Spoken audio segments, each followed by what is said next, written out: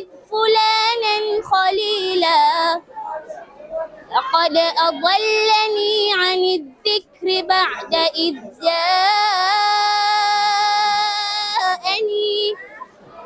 وكان الشيطان للإنسان خذولا. Wasiegemee zaidi kwenye elimu ya kimazingira tu, lakini tukio hili limetupa taswira ya kwamba kijana pia anayo nafasi kubwa sana kujishughulisha na kuegemea katika elimu ya akhira, kwa sababu kuchanganya elimu zote hizi mbili ndizo ambazo zinaweza kumpeleka sehemu nzuri na kuwa katika maadili yaliyokuwa mazuri. Lengo ni kuwalea watoto katika maadili yaliyokuwa mema na kuendeleza yale maagizo ya Allah subhanahu wa ta'ala, kama tulivyoambiwa kwamba mbora wenu ni yule mwenye kujifunza Qur'ani na akaifundisha. Kwa hiyo sisi tumetekeleza kwa vitendo, na lengo si kwamba tuhifadhi tu watu waone watoto wanahifadhi. Lengo ni kuwafanya watoto wamshibe Mungu ili waweze kuwa na maadili mazuri na kupelekea kupata raia wema wa taifa hili la Tanzania, la Zanzibar na Tanzania kwa ujumla, ili tuje tukupata maendeleo endelevu.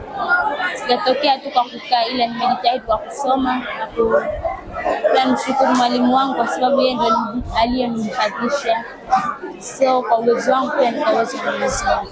Tukiangalia masomo ya skuli hapo wote tunasoma, lakini tu balance muda, yani kwamba tu tunasoma masomo ya chuoni pamoja na masomo ya skuli, ili kwa sababu pia tukifanya hivyo Qur'ani pia inakuwa ni dawa tosha kwa mtu kufahamu, inawezekana skuli sehemu nyingine, sekta nyingine tofauti.